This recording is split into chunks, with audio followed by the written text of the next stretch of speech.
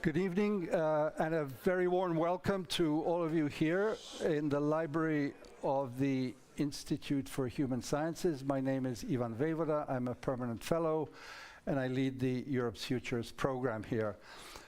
Needless to say, it gives me a huge honor and pleasure to be the moderator of this third lecture of Maria Todorova. I hope that most of you, if not all of you, have been able to hear the first two lectures in this series, The Balkans Mission Possible. The first was with the subtitle Fallout, the second was Dead Reckoning, and today's lecture is Rogue Nation. The first was moderated by our colleague and rector Misha Gleni, the second by Professor Philip Ter, and as I said, I have the honor of doing it today, and I'm glad I met Maria many years ago. We won't mention that, but it's very special because this is at the Institute and she is a fellow with us for this month. She privately said she would have liked to stay a little longer, so we'll have to do something about that next time. As usual, we will hear Maria Todorova's lecture. Maria, I will say, although it needs not be said, she is a renowned historian, a professor emeritus at the University of Illinois, Urbana-Champaign, and spends her time between the US and Europe, and in Europe between West and East. And I look forward very much to this lecture. I wasn't able to be present personally, but I did watch the videos, so I do know the first two installments. So Maria, please take the floor and welcome.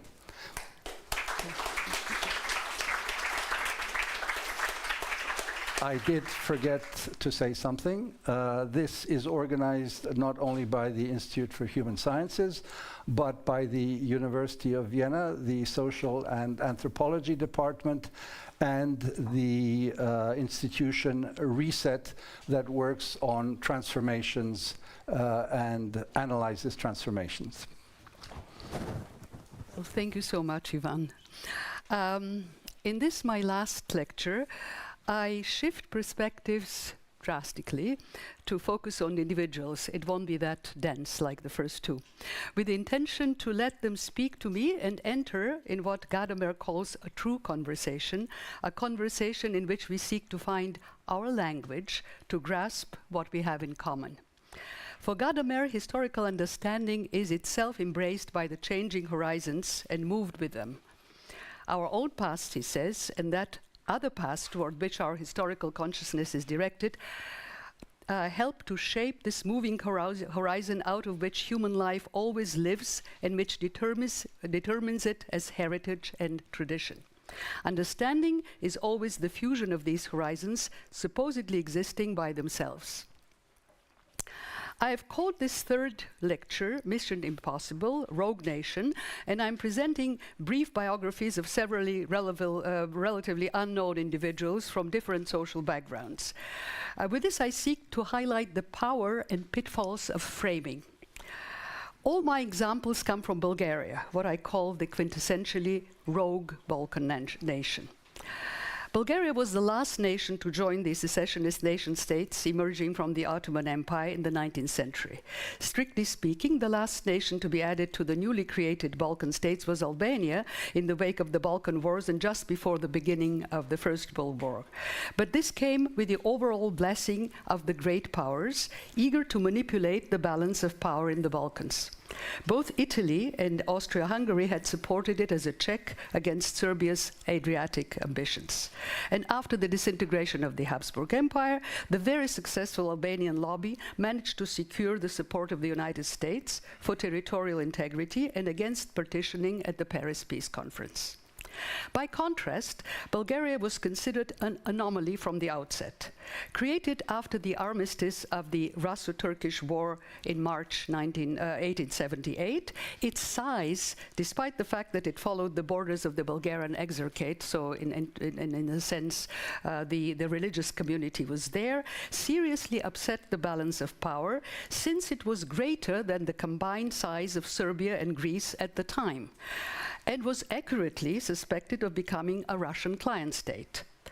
In its second iteration, just a couple of months later, it was truncated into 3 parts, and although 2 of them were successfully united in 1885 in a war with Serbia and opposed by the great powers, the following decades, right until the end of the Second World War, secured its passionate and obstinate irredenta over Macedonia, despite humiliating defeats in the Balkan Wars and the 2 World Wars. It was this irredenta that prompted its political elites to make the wrong choices and side with Germany in both wars, in the face of the incurable Russophilia of a great part of its population. For the Anglo-Saxon allies, it was a rogue nation. Winston Churchill probably never said, "You can never dishonor a people for congratulating each other for taking a bath," before he ordered the bombing of their capital in March 1944, when my mother's piano perished. But George Bernard Shaw certainly did in Arms and the Man. During the Cold War, Bulgaria was perceived as the prime rogue nation of the Warsaw Pact, just a step after the evil empire. It was the closest and most loyal satellite, and while the Bulgarian connection in the assassination plot against the Pope has been dismantled, it survives in the public imagination, and in all spy films, the least palatable are the Bulgarian Secret Service agents. Its rogue status has improved to the most corrupt and poorest state of the European Union, but altogether Bulgaria is non-existent in the news coverage. It is a small black hole on the map. Do we then need to deal with it at all? Is a subjectless historical object even worth any epistemological attention? Black holes, we know, even small ones, produce ripple effects in the fabric of space-time, the so-called Hawkins emissions. What is more, the smaller the mass of the black hole, the more efficiently it radiates charged particles and high-energy gamma radiation. It costs billions of dollars or euros to catch and measure these emissions, just for the sake of knowledge. I would argue that it costs nothing to measure the possible ripple effects of some particles emitted by the rogue black hole, and it might be worth epistemologically. I'm therefore focusing the lens of my microscope on 3 of these particles and their very different orbits. The 3 biographies of Bulgarians comprise one who never left the country, another who practically never lived in it, and a third who spent half his formative life abroad and then returned. One comes from the political realm, the cosmopolitan revolutionary Christian Rakovsky, of whom I had the pleasure to speak at the Recet at the beginning of October. Another from education, the village teacher Angelina Boneva, on whom I have written at some length in my book on social democracy. And the third exemplifies the arts, the composer Pancho Vladigerov. The one thing that they have in common is that they were defined and self-defined, although not exclusively, and were claimed, again, not exclusively, as Bulgarian. They certainly all spoke the language, among other languages. Given the limitation of time, I am going to present today only one of these biographies, but I would be happy to deal with the others in the subsequent conversation. In many ways, I feel guilty for highlighting only the rogue nation in my last lecture. I had all the noble intention of being nationally fair-minded, and there were obvious choices, but for me again. I was thinking of nice quartets of classical musicians, George Ionescu, Pancho Vladigerov, Vasile Toli, Manos Kazidakis, quintets of jazz musicians and improvisers, Miroslav Tadic, Theodosis Spasov, Sorin Zlat, the Vladigerov twins, trios of writers, Rea Galiniaki, Dubrovka Ugrešić, Elif Shafak, and cinematographers, Theo Angelopoulos, Yilmaz Güney, Corneliu Porumboiu, among the many Romanian young cinematographers today. And why not duets of regal poets, Nieguș and Carmen Sylvia? A few nice politicians and journalists, a few, but some exist. Some of them martyrs, Iuliu Maniu, Raico Dascalov, Hrant Dink, Fan Noli, and revolutionary traditions, from Rigas through Dobrujan Ogeria to Dimitria Tsuchovic to Varoufakis. And there are many more.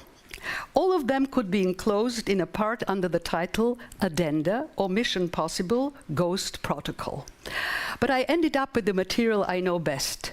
Even if I had done them all, these would still be my choices. As Philip Roth says, whatever position you take is bound to please some readers immensely, and also inevitably baffle, bore, offend, and annoy the hell out of everyone else.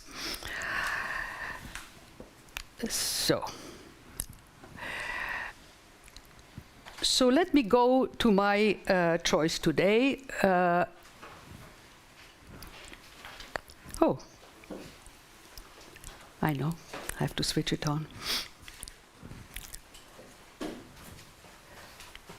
It's switched on.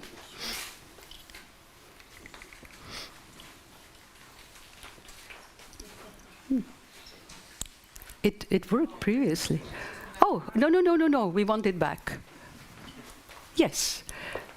So the title is Art Music, World Music, National Music, and I'm talking about Pancho Vladigerov. So Deutsches Theater in Berlin, and it stays there, was built in 1850 on Schumannstraße 13A, where it stands still. Schumannstraße 12 is an apartment building next to the theater. In 1912, a 3-room apartment was rented by the brothers Vladigerov, becoming a favorite gathering spot for young Bulgarians who dubbed the street Schumannstraße after the town Shumen in Bulgaria, where the twins were raised. They were born in March of 1899 in Zurich, where their mother, a gynecologist, had arrived expecting a difficult birth. Eliza Pasternak, or Lisa Pasternak, was a remarkable woman. Born in 1869, the eldest of 8 children, she grew up in Switzerland, where Leon Pasternak, her father, had moved after the death of his wife. Coming from a merchant family, he raised the children while giving lessons in mathematics, which he had studied at the University of Odessa.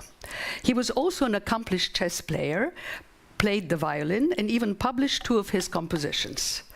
Lisa studied at the École de Médecine in Paris, the only girl in her class, and decided upon graduation in 1894 to travel to Bulgaria, as she was persuaded by a Bulgarian classmate that the country was in need of doctors. Being Russian, she liked living in a Slavic milieu, and besides, her options were rather, much greater than in Paris, Vienna, or Zurich at the time. She received a state appointment, first in Varna, then later in Shumen, where she met her husband. Haralan Vladigerov came from a prominent Shumen family, had a law degree from Lausanne and Brussels, and was assistant professor. A prosecutor. They were married in 1898, with Lisa converting from Judaism to Orthodox Christianity. After the birth of the boys, Luben, Rafael, or Lulu, and Panko, Danilo, or Pancho, the family settled in Shumen, and their musical talents were evident from very early on. The first piano was a present from Lisa's sister Berta, a professional pianist, and Pancho's first piano teacher became later his mother-in-law, so rather incestuous. Lulu played the violin. Haralan pursued an active and unsuccessful political career and died in 1908 of a heart attack at the age of 42. Lisa made the difficult decision to dedicate herself entirely to her sons, convinced of their exceptional talent. Using the political connections of her late husband, she moved to Sofia, where the precocious children continued their studies. It was rather evident that their future musical education should continue abroad, especially in composition, as Pancho had already made his first album at the age of 11. By 1912, the family moved to Berlin with a state fellowship. Lisa was crucial, indeed decisive, in shaping, establishing, and securing her son's brilliant career. She may have had the sense of humor inherited by Pancho, but to me it seems that she was dead serious, and there was no irony when she answered the phone asking for the brothers. And she was saying, "Who exactly are you asking for, the virtuoso or the genius?" So in Berlin, Lulu was a student of the legendary Henri Marteau, who had discovered the boy's talent in Sofia in 1911. Pancho studied for 5 years with Karl Heinrich Barth, a student of Hans von Bülow and Karl Tausig, and a close friend of Johannes Brahms. He adored his teacher, but not his tastes, and especially his animosity toward Wagner, whom Pancho worshipped. His course always found on his piano. For him, Barth was too conservative, and for Barth, his students' compositions were too modern. This fathers and sons conflict would haunt him in reverse in the future when Pancho Vladigerov, as a pedagogue, would harangue against the modernist penchants of some of his students. After Barth's retirement, he continued his piano lessons with Leonid Kreutzer. The greatest influence was his professor of composition, Paul Yuon, a Russian-born composer of Swiss origins, a student of Sergei Taneyev, dubbed the Russian Brahms, who installed in him a deep appreciation and love of Slavonic and especially Russian music, so much so that Pancho called his beloved Bach Johann Sebastianovich Bach. It was also in Berlin that he reaped his first success. In 1918, he received the Mendelssohn Prize for his Concerto No. 1 for piano and orchestra. Incidentally, Herbert von Karajan performed the concerto at his graduate recital in the Vienna Academy of Music in 1926. 50 years later, Karajan sent an autographed photograph of himself to Vladigerov, inscribed in French with 2 mistakes. I don't know why he didn't do it in German. While accepting him as part of musique savante, or musique classique, the French emphasized his nationality and were less generous. What do we know of Bulgarian music? Nothing. And we would be tempted to deem it inexistent. But we would be mistaken, because it was at least one Pancho Vladigerov, and he is a composer not to be underestimated. Another review commented on his playing the piano. He moves the piano in a frantic and athletic way, embodying all kinds of sports. If he is as brilliant in love as he is on the piano, Bulgaria would soon have one of the most numerous populations. Only now, listening to him, abandoning and not sparing himself, did I understand, the reviewer, why in Candide Voltaire prefers to speak of Bulgar rather than Bulgars. Crucial for establishing his reputation was Pancho's collaboration with the renowned Austrian theater director and wealthy producer Max Reinhardt. As a composer for his incidental music and pianist at the Deutsches Theater and other Berlin theaters. Pancho held Reinhardt as one of the 2 theatrical geniuses of the 20th century next to Stanislavski. The collaboration lasted from the first premiere of George Bernard Shaw's Caesar and Cleopatra in 1921 until 1932. During this decade, Pancho Vladigerov established personal contacts with major cultural figures, the writers Stefan Zweig, Hugo von Hofmannsthal, Arthur Schnitzler, Gerhard Hauptmann, Ferenc Moldar, Franz Werfel, and many others. He wrote music for Shakespeare's Twelfth Night and The Merchant of Venice, Friedrich Hebel's Judith, Klabun's Kreidekreis, Franz Werkel's Juarez and Maximilian, Osip Dimov's Music. But his greatest success was with Strindberg's Traumspiel in 1921. Traumspiel, with Vladigerov's music, survived for over a decade at Deutsches Theater and the Salzburg Festival. A couple of years later, Pancho transcribed his theater music into a symphonic suite, the Traumspiel Suite. It received ambivalent reviews. On the one hand, all praised the professionalism and power of the music. On the other hand, it was seen as characterized by banality, which endured with greater difficulty in a concert hall than in a theater. Influenced by Richard Strauss, Mahler, and Debussy, this was music from days begone, the critics thought. One is reminded here, of course, of Adorno's quip against Stravinsky that he deserved no better than to provide the musical setting for the dancing hippos in Disney's Fantasia. But this was in the interwar period, when all that was not atonal was deemed trash. With the rise of modernism, many talented composers of the previous generation fell into oblivion. But Pancho Vladigerov was young, full of energy, and he was not swayed. He was an unabashedly tonal composer, accepting the tonal baton in the musical relay race. It is all the more moving to read the inscription of an autographed photo of Richard Strauss that he gave to Pancho in Garmisch on the 15th of February 1939, dem Tondichter Professor Pancho Vladigerov zur freundlichen Erinnerung. Pancho worshipped Strauss, whom he considered the greatest German composer after Wagner. And he says, he was a patron for young composers and had a specific affinity to Bulgarian and Slavic art. He had a broad-minded personality. There are German composers who value only the German school, but Strauss loved the Slavs. He also liked some French musicians. By the 1930s, his tastes were set.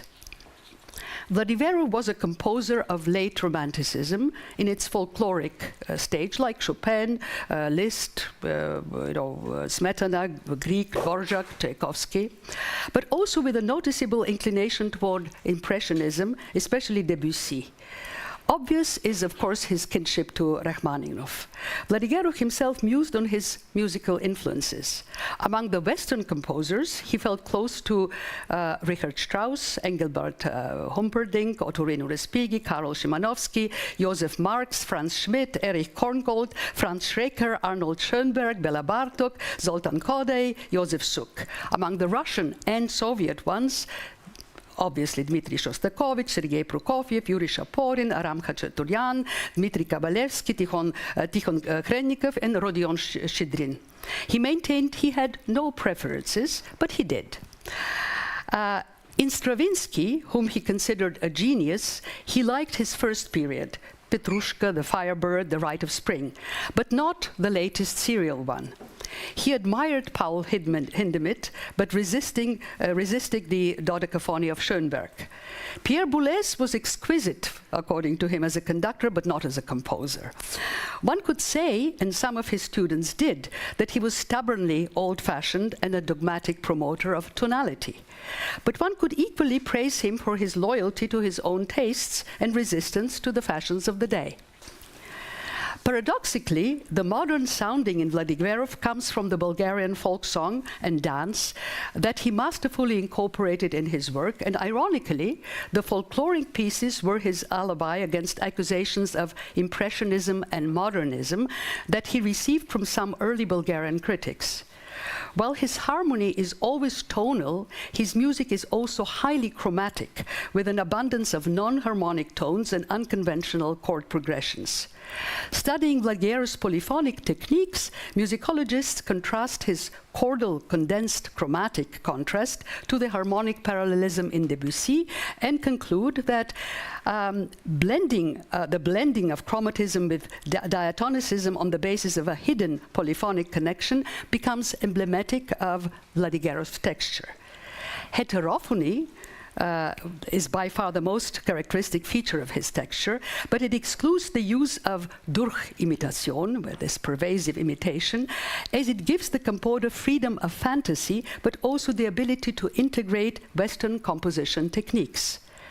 In 1922, Vladigerov wrote what continues to be his signature work and masterpiece, the Bulgarian Rhapsody Vardar, for violin and piano, marking the beginning of a new classical period of his artistry, when the Bulgarian folk intonation became a central and organic element of his music. In the fifth episode of the Rhapsody, Vladigerov inserts a melodic motif constructed on the makam, a tetrachord with an augmented second between the second and third scale, typical for Middle Eastern and Bulgarian folk music. He also includes a scordatura imitating the nasal timbre of the folk instrument gadulka, a fiddle with 3 or 4 playing strings and 7 to 11 sympathetic strings. During the same decade, Vladigerov entered transnational circulation through the phonograph and commerce. His works were sold in Austria and other European countries, as well as in the United States, Canada, Mexico, and Brazil. And it is from these recordings that Albert Einstein had heard first Pancho Vladigerov music.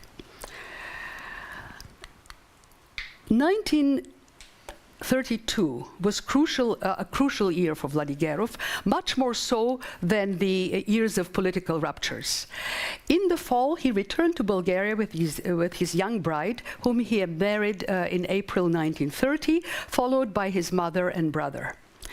It is romantic and politically correct to link his decision exclusively to the rise of Nazism in Germany, and that has been done, and to his patriotic nostalgia in refusing the offer of his patron Reinhard to emigrate.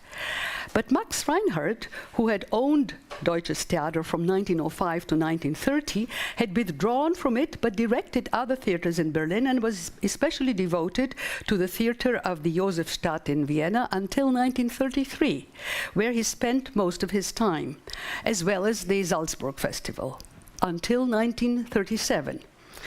After Hitler's rise to power in January 1933 and his last productions of Hugo von Hofmannsthal's Das große Welttheater in Berlin in March, he left the country definitively for Austria.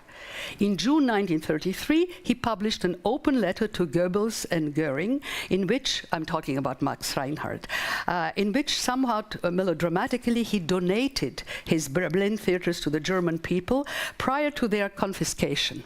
So it's just a couple of weeks before their confiscation. Reinhardt continued his career in Europe, especially in Italy, as well as in the United States, and emigrated to the US via Britain only after the Anschluss in March 1938. He passed away in 1943 in New York, and Bruno Walter conducted his memorial concert. The assertion that Reinhardt offered Vladigerov to emigrate with him to Switzerland and thence to America, but Pancho declined, deciding that he cannot live without Bulgaria, clearly contradicts the known facts. But there is absolutely no doubt that the atmosphere in Germany was getting worse, even though very few of the leading cultural figures, Jews and liberal Germans alike, had chosen to emigrate yet by 1932. The economy was deteriorating, Pancho did not have a secure job, and what he earned from the theater was not enough to support a family. He had to play in different drinking establishments and received unemployment benefits. He and his young bride was planning to have children. Indeed, their only son, also a famous composer and conductor, Alexander Vladigerov, was born in 1933, already in Bulgaria. When in 1929 he was asked whether he wanted to return to Bulgaria, his nostalgia was apparently not yet activated, and he responded, "Although I'm a great patriot, each time I'm here, I get disappointed. I encounter coldness and hostility. I cannot contribute anything to Bulgaria. I'm more useful abroad." Less than 2 years later, he wrote to the composer and pianist Andrei Stoyanov to explore possibilities. He was offered a contract as a part-time professor of piano, composition, and chamber music at the Musical Academy in Sofia. Well, this was turned into a full-time job in 1940. His annual contract had to be renewed every year until the end of the Second World War. After Vladigerov's final return to Bulgaria in 1932, he became one of the leaders of what is known now as the Second Bulgarian School of Musicians, typically trained abroad. The first school producing mostly small vocal pieces. But both of them, both the first and the second school, were very much rooted in folk music, and this use of folk elements was common to both.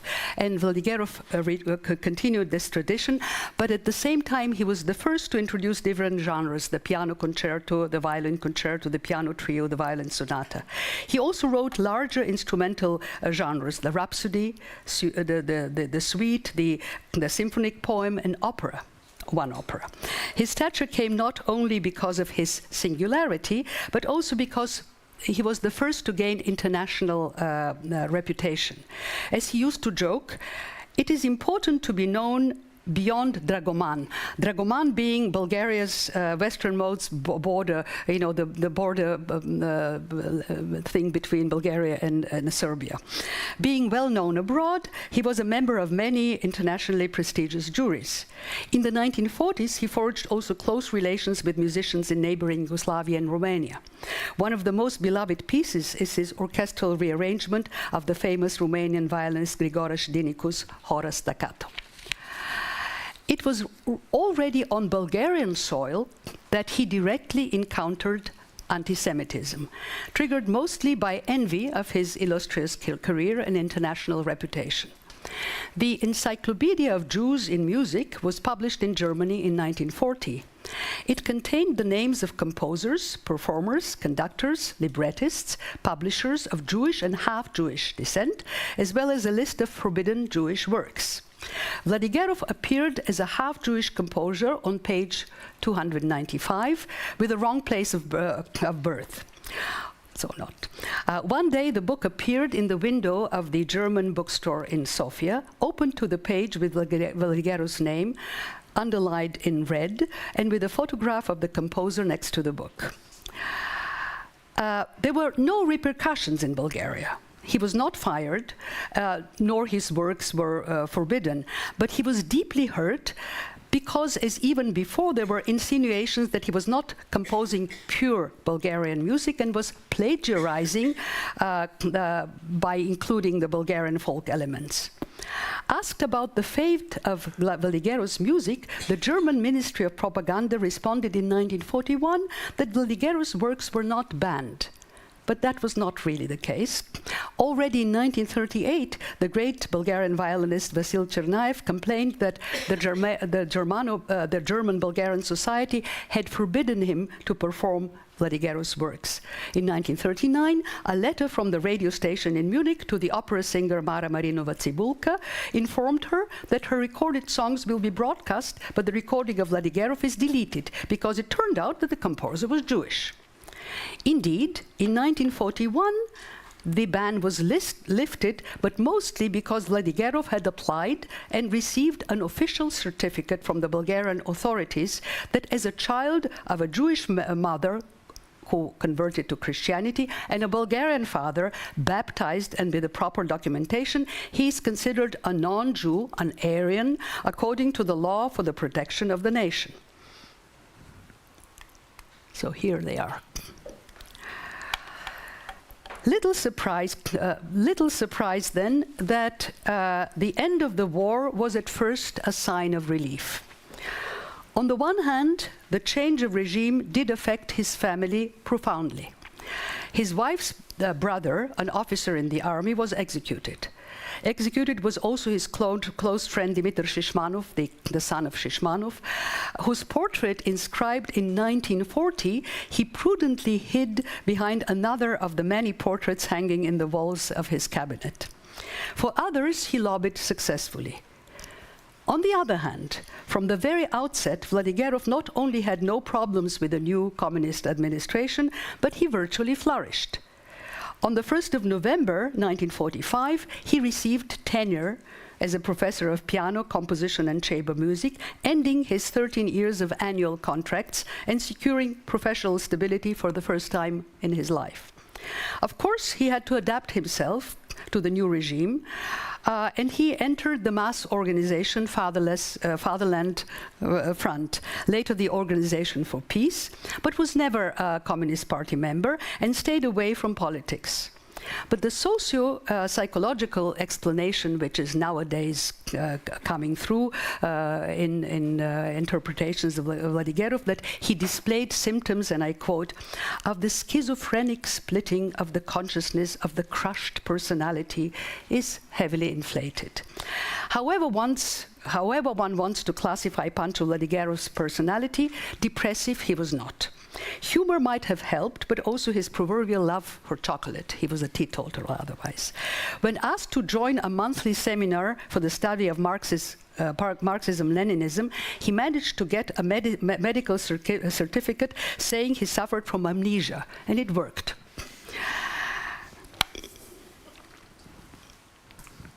Oops, this way. So, and I apologize, they are not very good quality, but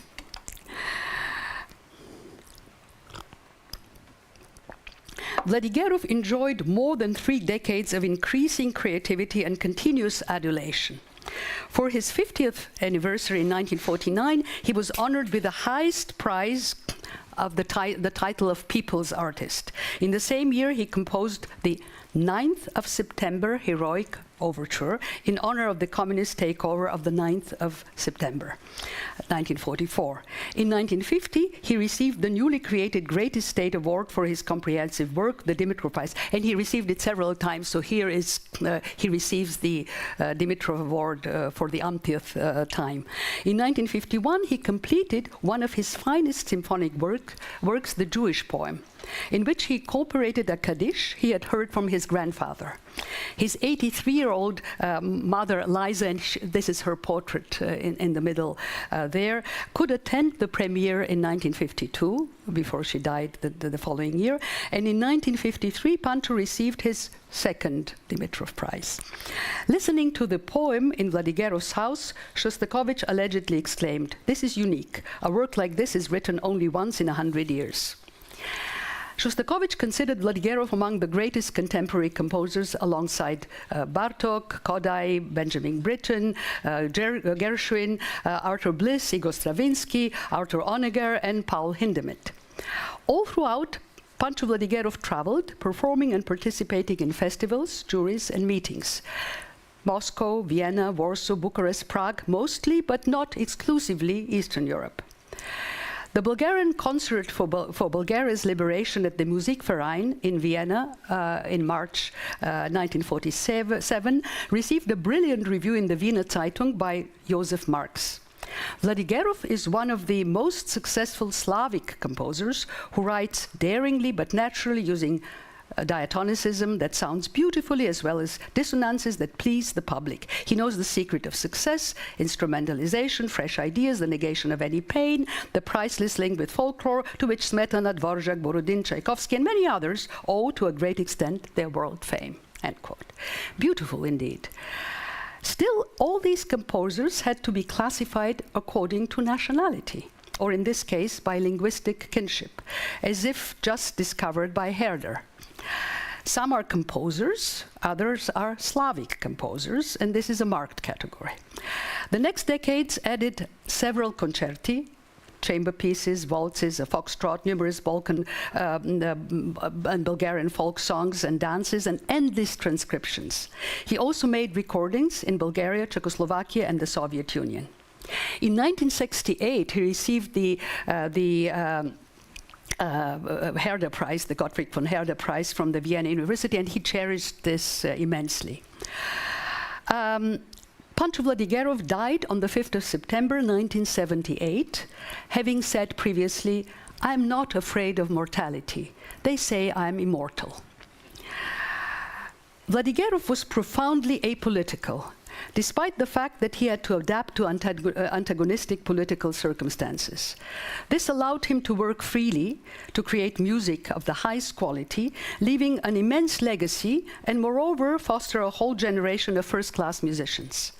Even when some complained of his pedagogical methods, his untactfulness bordering on unceremoniousness, his zero tolerance for objections, the appreciation was universal.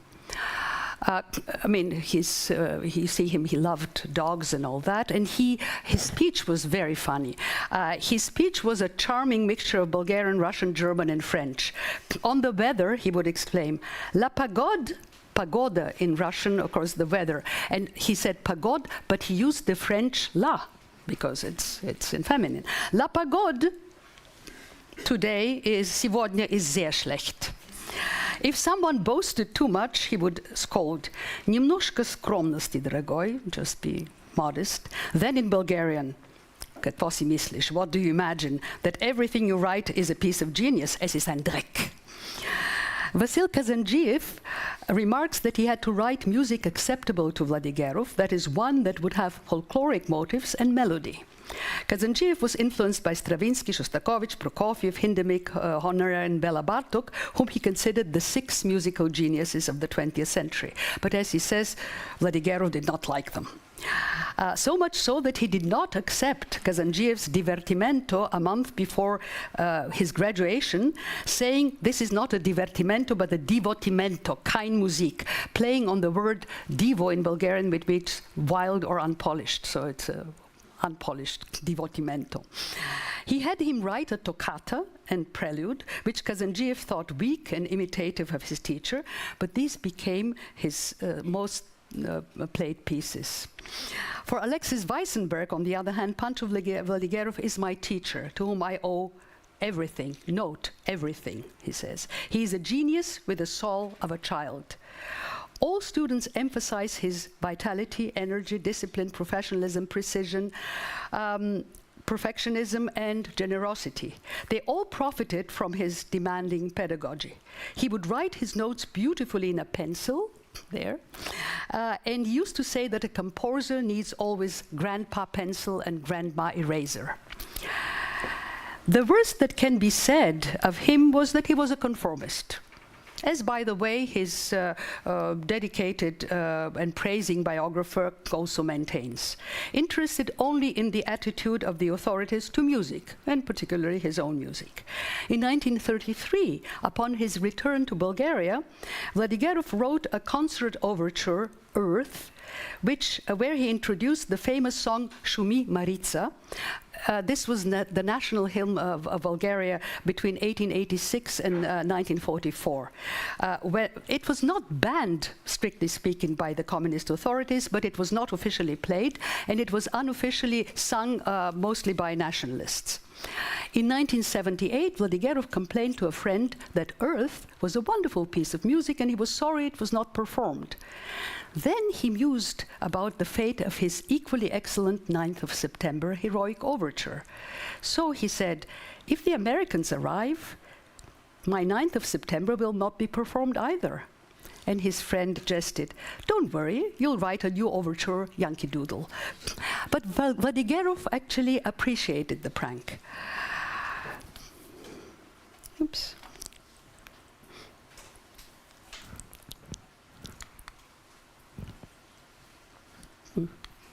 No? Yeah. In the interwar period, Western musical critics presented Pancho Vladigerov as a properly trained tonal composer in the tradition of classical music, but with a refreshing folk sound and an as yet not sufficiently known folklore. During the Socialist period, both inside and outside, he was feted first and foremost as a Bulgarian composer. In a word, he was nationalized, but still given a larger European frame. Nowadays, especially with his 125th anniversary of his birth, the effort in his home country is to emphasize his Europeanness. A European in the Bulgarian music is the Jubilee issue of the cultural journal Lik. Why not Euro-Atlanticist musician? In an article entitled Gaining or Outpacing Bulgarian Professional Music and the European 20th Century, the author includes with a plea for coevalness, and I'm quoting, today we possess a specifically Bulgarian music with a universal aesthetic meaning. We also have universal works as an aesthetic stylistic idea with a national character. They allow us to participate in the European cultural dialogue as equal among equals and to preserve our dignity, to defend this meaning of our cultural development, even when someone tries to compare us to a periphery, end quote. Maybe finally, Schumannstraße can meet Schumannstraße? As the Hessische Rundfunk put it recently, die Musik von Pancho Vladigerov ist vielfarbig, fantasievoll und lebensfroh, kunstvoll vermischte westliche Symphonik, Jazz und bulgarische Volksmusik. Art music? World music, national music. Why this urge to classify Vladigerov as a hybrid between these three? Of the three terms, the most elastic and sometimes meaningless is world music. Its definitions range from non-Western folk music to popular non-Western music to classical non-Western music to all three classified together, and even, in a few cases, encompassing all music, including Western classical, which makes the term, of course, without any utility.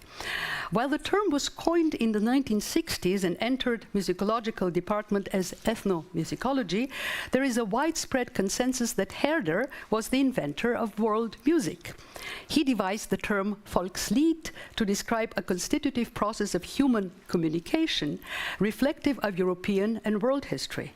He did not privilege German or any other tradition. He was not even interested in juxtaposing them. After Herder, attitudes to folk music and world music changed dramatically, even though very different for Herder's own Enlightenment vision. The 19th and 20th century was the time when cosmopolitanism and nationalism went hand in hand, and Herder's general Volksmusik became Völkermusik. Yet, national music is a term only in the vocabulary of nationalists. Otherwise, it makes little sense. Music does not follow territorial borders. Musicologists speak of musical nationalism as the 19th and 20th century reaction to the dominance of the European classical tradition, including German reaction, like Karl Maria von Weber and Richard Wagner himself. Thus, all the musical production within some national territorial borders can be termed national, no matter the tradition, genre, or identity of the musicians. Pancho Vladigerov was not an ethnomusicologist like Bela Bartok or Zoltan Koday, but like them or George Enescu, he was a composer who belonged firmly to the tradition of Western classical music or art music. I'm not saying this defensively, as if this would privilege him over other artists. I'm just stating a fact. What they were doing as composers, whose nationalism and modernism were welded into a single cultural identity, was transforming traditional melodies and mapping and repackaging them into Western harmony, something practically all Western musicians were doing: Mozart, Beethoven, Bach, Haydn, Brahms, and so on and so forth. But when analyzed, their music is not mixed. It is organic, authentic. Maybe after all, Schumannstrasse and Schumannstraße are the same street. Pancho Vladigerov's student, Vasil Kazandziev, gives him the highest verdict. His music is eternal, and I think not only for Bulgaria, but worldwide. It weighs with its qualities, its depth, and most of all, with the incredible fantasy and compositional mastery of its author. I dare dream that Vladigerov will be listened to as a composer for eternity. This is the same Kazandziev who wrote the Divertimento. Vladigerov was not prone to philosophizing, quite to the contrary, and he would surely agree with Gadamer's reflection on the nature of genius. Gadamer observed that the idea of somnambulatory unconsciousness with which genius creates today appears to be false romanticism. The self-knowledge of the artist remains far more down to earth. He sees possibilities of making and doing and questions of technique, where the observer seeks inspiration, mystery, and deeper meaning. Pancho Vladigerov could not care less about all this. He was just producing music, and good music at that. He had absolutely no doubt that he was a genius. Thank you.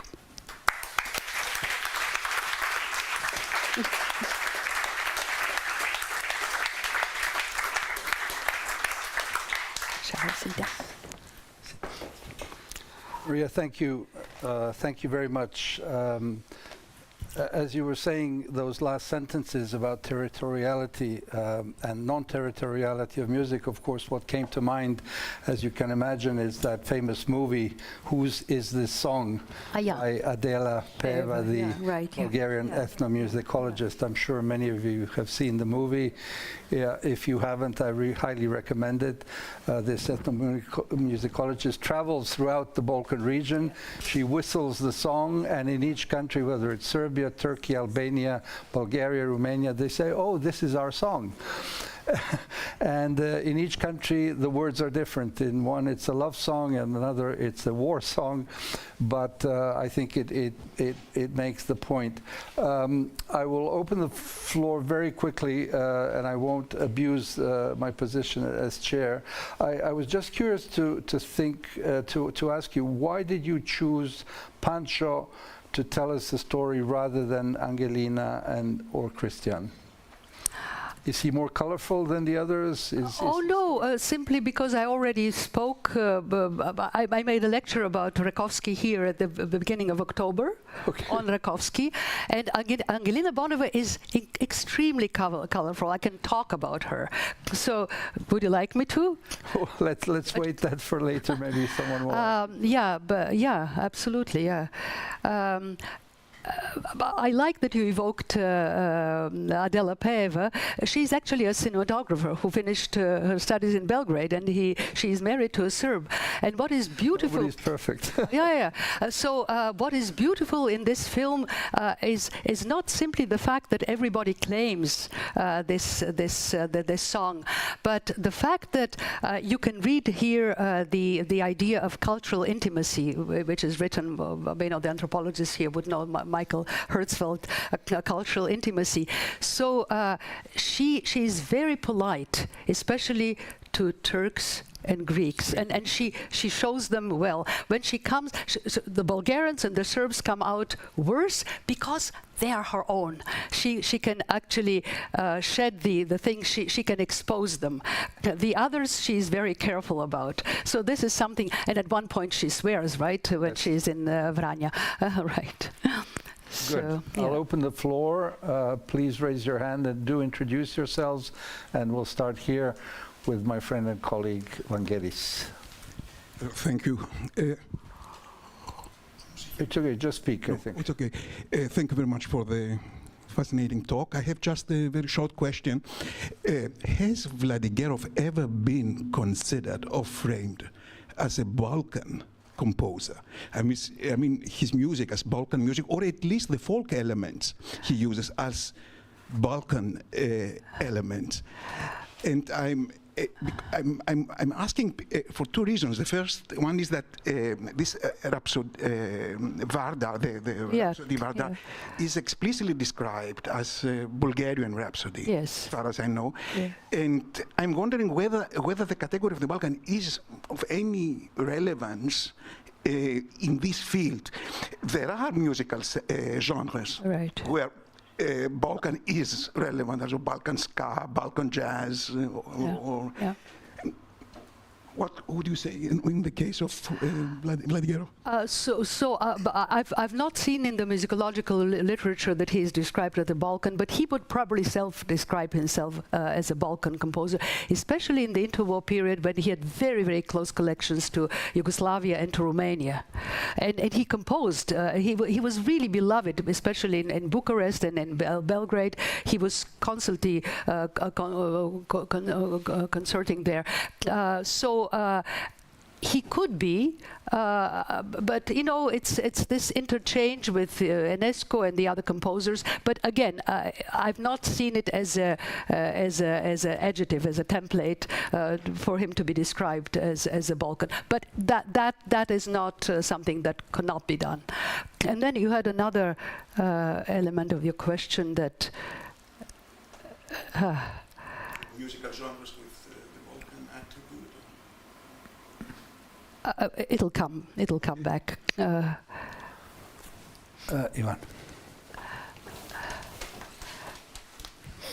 Thank you very much, and first thank you because I had to come to Vienna to learn so much about Pancho Vladigerov, and it's very interesting. I was very much intrigued about your comment on his conformism, not on the moral term, but to what extent adaptability and cosmopolitanism are not kind of connected. So when he was in Vienna, he was perceived much more as a Slavic than Balkan.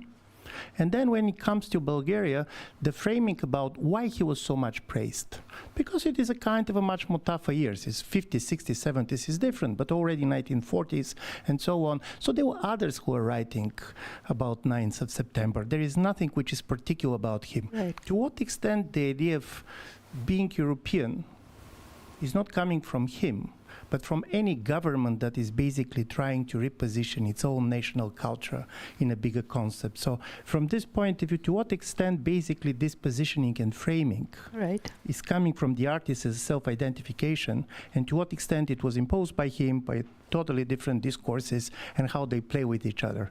So totally from the outside, he always perceived himself as a Bulgarian composer. From the very outset, he always thought of himself a Bulgarian composer. He was not very happy at how the others were accepting him, but he was definitely always a Bulgarian composer. Cosmopolitanism and now the. Prokofiev also wrote an ode before he came back to the Soviet Union about 1917. So I would not doubt the sincerity. In fact, he was doing a heroic overture, and it was appropriate to call it the 9th of September, right? My question is going to be, to what extent the governments I mean, for example, you have Bulgarian government in the 1940s asserting their own Europeanness by recognizing somebody like him. So this is the Europeanness comes now. Later, yeah. All throughout, he was a Bulgarian composer. The Europeanness comes now. It's now. It's now after Bulgaria has joined. No, it's now. He's bigger than he was just a composer. He was just a musician when he was. So I told you he was one of the German or German-speaking musical life, and they accepted him as one of his. They never at that point that he was still so before the 1930s, he was one of them. The French were exoticizing them a little bit, but you have already the clash between the French and German composers. Because my question is, he's coming from Germany, what you are saying about the second school. So in a certain way, in his biography, it was very important that he studied abroad. He comes on the 1930s, of course there was the problem with his Jewishness and so on, he reacts in a political environment. And then come 1940s, and by the way, studying in Germany in 1940s was not the best thing that can happen to you. So but then he's recognized, obviously for his talent and so on and so on. Is this something particularly about a statement, also about the nature of the music being much more universal as a language than anything else? So this was my question, is not so much about him, but how he was viewed exactly in this period. Well, he was viewed as a cultural capital for the state, but it's not only it's not his music in particular, because you have Lyubomir Pipkov, who is the other great composer, who is in some ways even more interesting because it's more modernist and more experimenting, and he's not as melodic, so you cannot listen to him so easily as Pancho Vladigerov. But he was considered the greatest Bulgarian composer, so he was a very cultural capital for the state. Yeah. Go ahead, please, and don't hesitate. If you had questions from the previous two lectures and you never dared ask, you can do it now. Okay, so one there. We'll take two questions now. This is not so much a question, but an advertisement. His grandsons are here in Vienna, identical twins. You know, Vladigerov. I know. I went to their jazz concert on Tuesday, but they are having a concert today in Graz, so they couldn't come. Yeah, just advertisement. They're wonderful. Have the spirit that you described of the grandfather. They're wonderful. Google Vladigerov brothers. They have a web page. They have a wonderful spirit. They're wonderful. They're wonderful. So, right. Yeah, absolutely. Yeah. Thank you very much. Unfortunately, I couldn't hear your second lecture. I attended the first one with Reset, but actually explain the title. Framing Balkan Biographies or Mission Possible, Rogue Nation. You are alluding, of course, to this film, Mission Impossible. Oh, yeah. Rogue Nation, not Rogue Nation. Yeah. I do not understand it really. Oh, I wanted to call it Misha Glenny asked me, well, it's you explaining the Balkans, is it a mission possible? I said, no, I wanted to have it Mission Impossible, that a friend told me that I will be sued because I'm so I decided to call it Mission Possible, and then I'm a Rogue Nation because I'm talking about Bulgaria, right? I explained it today, right? So it's the Rogue Nation, and I'm giving exemplars of the rogue nation. Churchill used the term rogue nation, or? Oh, a lot of people use it. Okay. Yeah. Okay. Yeah. I know rather rogue state. Yeah. Oh, rogue state. Well, yeah, then nationalism, nation state, right? It's linked to state, yeah. And so the other titles are the fallout, because, so what is the fallout of the Balkans? Since I'm arguing that it has a beginning and an end, and I begin with Viola, who is falling out in the sea, right? So it's the fallout. And the second is the dead reckoning, which is a nautical term. When you measure a moving object. This is what dead reckoning means. So I was trying to measure the Balkans, and what are the categories with which we measure this floating unit, which is the Balkans. So this is how I'm using the titles. Yeah. Okay. Yes, over there, please. Thank you so much for the presentation and all the previous ones. I wondered, I really liked what you said at the end about how he represents European heritage within Bulgaria today. So I wondered about your first or pre-first lecture about Ratkovsky. What happened with these revolutionary figures? What about their nationality in this nationalizing matrix that is, or Europeanizing matrix that is happening today? So what did they become? Regarding that him, for example, was also international or so. Oh yeah. I mean, I thought that this is lovely that you're evoking it, but I said in the first lecture that he had been claimed by 4 or 5 nations, and he has been disowned by all of them. So the ones that are still interested, there are 4 biographies on Ratkovsky. 2, one French from the 1970s, which is a dissertation by Comte.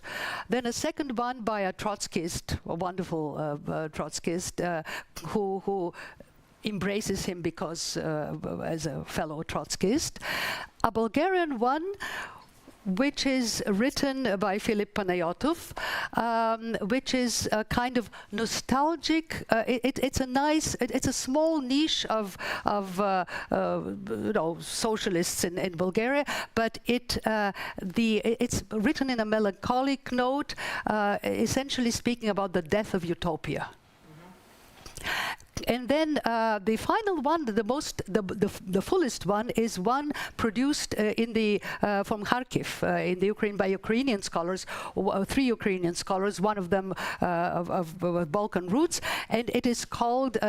It wants to Europeanize.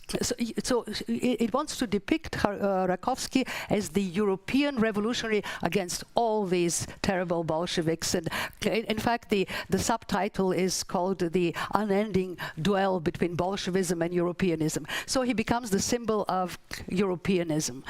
So in each case, of course, there is an attempt at framing. In Bulgaria, not. There is not even a monument on him. Luckily, Stalin had banned him from the Ukraine in 1923, so no monuments on Ratkovsky in the Ukraine, because otherwise, of course, his fate would be the same as Lenin's monuments. But so yeah, so he's disowned by most everyone. Very interesting guy. Yeah. Right next there. Yes.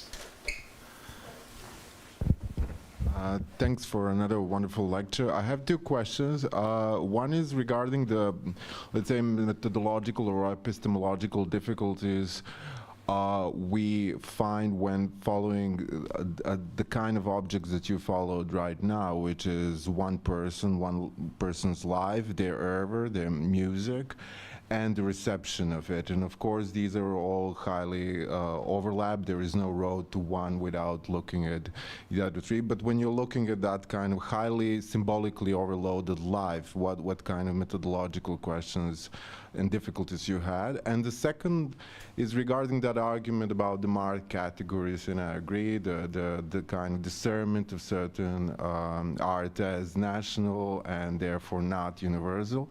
But I was just wondering, do you see Do you see any examples where that markedness becomes actually picked up in the West and reformulated as a way to include somebody more from the Balkans? I have just very briefly, in parallel, Vasco Popa's story in Yugoslavia is similar in the sense that, a Yugoslav poet with also a kind of suspect whereabouts during the World War II, which becomes, sorry?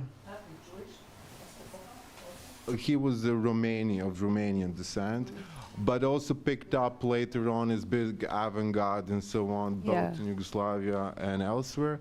And then precisely the same nationalist folklore elements, which is the element of the wolf god that he becomes accused for using as a kind of Serbian tradition, becomes picked up by ex-Sylvia Plath's lover, Ted Hughes, to say, oh, this is finally the poetry that is not metaphorical, but it is real, it is getting to some animalism real. So the same thing gets picked up very differently and actually unmarked when brought to another context in the interpretation. So I just wonder whether that's also happened in some other cases you said. It has happened with Bulgarian jazz. So Bulgarian folk music is very much reinterpreted in American ethnomusicological departments. They're crazy about Bulgarian music, so much so that I had a friend who was saying, why do you go to classical music? Why do you listen to Beethoven? You have this music. I said, why don't you listen to American country music? Why do you listen to Bulgarian jazz, right? So, right, why should we nationalize me in this case? So yes, it has happened with, it is reinterpreted, and very appropriately so, because the rhythm goes very well with American jazz. So you have a Bulgarian jazz performance very much accepted there. I mean, in terms of writers, we have Orhan Pamuk, is somebody who was picked up, and the Turks actually would say, why him and not somebody else? I still like him. I know, but he's but most of my Turkish friends are saying, oh, it was a political choice and whatnot. So, but Ivo Andrić, the moment that he became great writer, but the moment it was politically expedient. So whenever they are chosen, maybe sometimes of some clean motivations, but usually I'm usually skeptical that there is some political calculation behind choosing someone to be a token person from the periphery. I don't want to be too cynical, but. Anyone else? Can I ask you about somebody, Bulgarian, who went to France and more contemporary, like Tsvetan Todorov? Yes. I mean, we could talk for ages about that.